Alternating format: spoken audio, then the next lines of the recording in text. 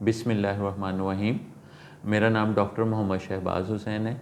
मैं associate professor pathology और head of department of pathology Sheikh Zayed medical college आपसे मुखातिब हूँ। पैथोलॉजी में भी हमारी जो मेरी स्पेशलिटी और एरिया ऑफ इंटरेस्ट की अगर मैं बात करूँ तो वो है माइक्रोबायोलॉजी।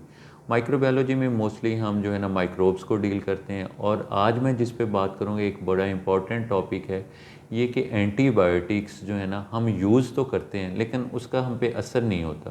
तो इसकी क्या वजूहत हैं? इनको बेसिकली हम बोलते हैं एंटीबायोटिक रेजिस्टेंस।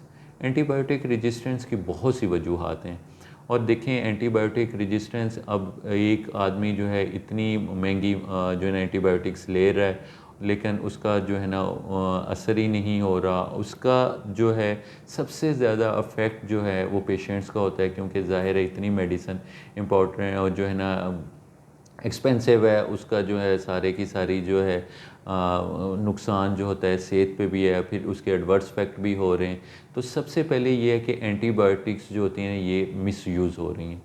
यानी कि मिसयूज़ होने का मतलब ये है कि सबसे अगर आप देखें कि मोस्टली जो होता है इन्फेक्शन जो हुआ होगा वो वायरल होगा या किसी और का होगा, तो हम उनको बैक्टीरिया के अगेंस्ट मेडिसिन दे रहे होते हैं। यानी कि इन्फेक्शन तो बैक्टीरिया का था ही नहीं, इन्फेक्शन तो वायरस का था, तो हमें उनको एंटीबायोटिक्स दे देते हैं और एंटीबायोटिक्स जो होती हैं उन पे एक्ट नहीं कर रही होती। सेकेंडली जो एंटीबायोटिक रेजिस्टेंस का ये है कि अकॉर्डिंग टू डोज जो है, एक पेशेंट्स को यानी कि एक अडल्ट है उसको ज़्यादा डोज चाहिए, जो एक बच्चा है उसको कम डोज चाहिए। जो वो डोज़ है वो पूरी की पूरी नहीं दी जा रही, उनके जो है ना वेट के हिसाब से और जो है बॉडी के हिसाब से डोज जो है ना वो कंप्लीट नहीं है। अंडर यूज़ वो जो होती है कम क्वांटिटी में वो यूज़ कर रहा है। और थर्ड जी मोस्ट इम्पॉर्टेंट जो होता है वो ये होता है कि जो एंटीबायोटिक्स हैं वो यानी कि अकॉर्डिंग टू प्रॉपर ऑर्गेनिजम्स के नहीं हैं। यानी कि डिफरेंट टाइप्स के बैक्टीरिया हैं, वो ग्राम पॉजिटिव हैं, ग्राम नेगेटिव हैं। अगर उसका प्रॉपर कवरेज नहीं हो रहा तो एंटीबायोटिक की ना रेजिस्टेंस जो होती है डेट कैन बी स्टार्ट, वो जो है एंटीबायोटिक की रेजिस्टेंस शुरू हो जाती है।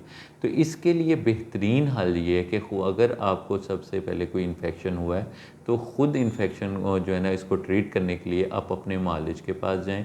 अगर जो है वो आपको इसके लिए एक टेस्ट करवाएगा जो कि कल्चर एंड सेंसिटिविटी है।